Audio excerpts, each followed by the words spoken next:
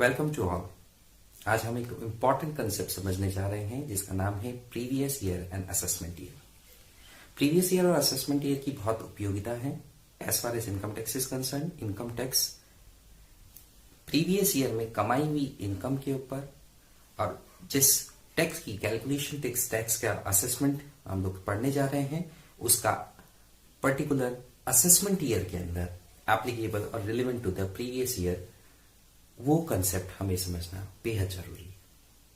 Previous year समझने से पहले सबसे पहले हम लोगों को सेक्शन 2 सबसेक्शन 9 असेसमेंट ईयर का कंसेप्ट एक्सप्लेन करता है। और असेसमेंट ईयर ये कहता है the year following the previous year, the 12 months period following the previous year, previous year के बाद के 12 महीने, previous year which ends on 31st March, उसके बाद के 12 महीने का जो टाइम है उसको कहते हैं assessment year. Now the second question which should come in our mind is what is previous year.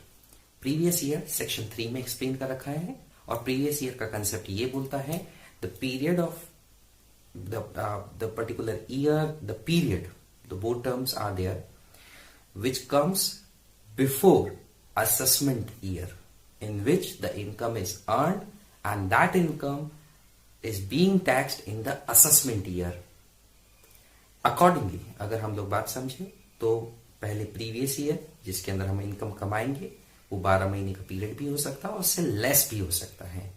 ऐसी कौन सी परिस्थिति है जिसमें लेस हो सकता है, लेस देन 12 months और previous year I am talking about. अगर हम कोई नया बिजनेस सेटअप करते हैं या new source of income generate होता है। फॉर एग्जाम्पल मैंने दिवाली पे एक नया बिजनेस सेटअप किया या नया particular source of income generate किया, तो let's say Diwali I 1st of November को, तो 1st of November से 31st March only that will be counted as previous year of that particular source of income और that particular business. And thereafter 12 months का पूरा period available होता है assessment year के लिए। Now another question should come in mind कि क्या ऐसा हो सकता है कि प्रीवियस ईयर में ही उसी ईयर की इनकम का असेसमेंट हो जाए? एब्सोल्युटली। इनकम टैक्स एक्ट 1961 के सेक्शन 172 से 176 तक इसका डिस्क्रिप्शन दे रखा है। देयर आर 5 केसेस जिनमें प्रीवियस ईयर की इनकम का प्रीवियस ईयर इटसेल्फ ही असेसमेंट हो जाएगा। What is meant by assessment? It should also be clear in mind. Assessment means calculation. Assessment means computation. Assessment means reassessment, recomputation of income as well as tax. Income और tax दोनों का, और वो भी किसके द्वारा? By income tax department. That's a very big term, assessment, if I am talking about, because इसमें regular assessment भी है, इसमें scrutiny assessment भी है, इनकम एस्केपिंग असेसमेंट भी है। जो मैं बता रहा था इनकम टैक्स डिपार्टमेंट के पॉइंट ऑफ व्यू से जो इंपॉर्टेंट सेक्शन है, सेक्शन 142, 143, 144 के various subsections, 147, 148 I am talking about. खैर, तो हम बात कर रहे थे कि कुछ एक्सेप्शन जिसमें प्रीवियस ईयर की इनकम का उसी ईयर में असेसमेंट हो जाएगा। The very first section comes in 172। Non resident, अपना non resident, make my words clear in mind, non-resident, not non-resident Indian, non-resident shipping business में है, उसका शिप इंडिया के पोर्ट पे आता है, वहां से वो लाइव स्टॉक, पशुधन, मेल्स, चिट्ठियां, पैसेंजर्स और गुड्स लेकर के बाहर जा रहा है और इसके लिए वो फेयर वसूलेगा नेचुरली, और उस फेयर का 7.5% उस आदमी की, उस नॉन रेसिडेंट की इनकम मान लिया जाएगा।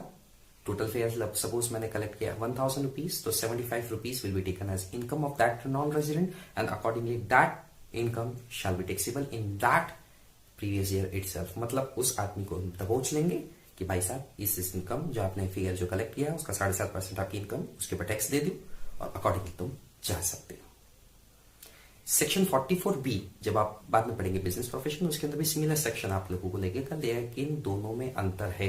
172 ग्रॉस टोटल इनकम 7.5% को वो जीटीआई मानता है, और अगर 44B की बात करें, सेम प्रोविजन, सेम पर्सन्स और same things which we are going to deal with, लेकिन उसमें उसको बिजनेस में प्रोफेशन हेड की इनकम ही मान रखा है। हम दोनों में डिफरेंस है। 44B पढ़ेंगे, we will get it clear. Anyway, section 172 के बाद में आता है section 174। Person of India, citizen of India, living India forever and without having any intention of coming back। India को छोड़ के जा रहा है और उसका वापस आने का कोई इंटेंशन नजर नहीं आ रहा है। कैसे मैं पता चलेगा? वीजा जो उसने बनाया है नेचुरली दूसरी फॉरेन कंट्री का। तो अकॉर्डिंगली उस टाइम तक, जैसे सपोज एक आदमी को लगा कि यार लेट्स सी 1 जनवरी से मैं आउट ऑफ इंडिया चला जाऊंगा, तो 1 अप्रैल से 1 जनवरी तक ऑफ दैट प्रीवियस ईयर उसने जो इनकम कमाई है पहले उस आदमी से वसूलेंगे, उसके बाद में ही उसको जाने देंगे, मतलब हाथों हाथ उसका असेसमेंट करेंगे income tax officers.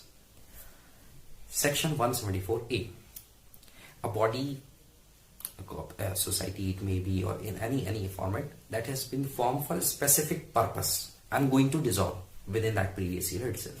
let's say Ganesh उत्सव सेवा समिति, गणपति के वक्त जो है इनका जो पर्टिकुलर कमिटी है उसका गठन किया और उसके बाद में उसको हम बंद कर रहे हैं, उसको डिसॉल्व कर रहे हैं।